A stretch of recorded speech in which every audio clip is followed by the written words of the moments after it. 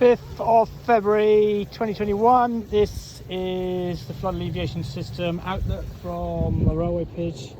So some stuff is draining down into it, and then as you can see, going into the flood alleviation system through this, and then over to here where it's actually going down into the flood alleviation system,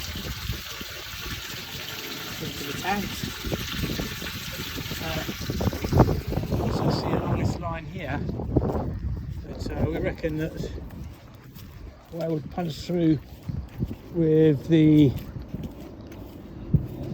work that DrainScan did on the French drains, that actually this is where this side of the pitch is now draining through these P shingle outlets that Moses put together for us at the ends of French drains.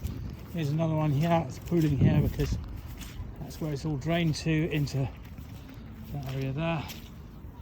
That's draining into the flood alleviation system. So we don't reckon the flood alleviation system is that's sealed up, but these areas here, this is where it's actually draining. Thanks to Moses' work.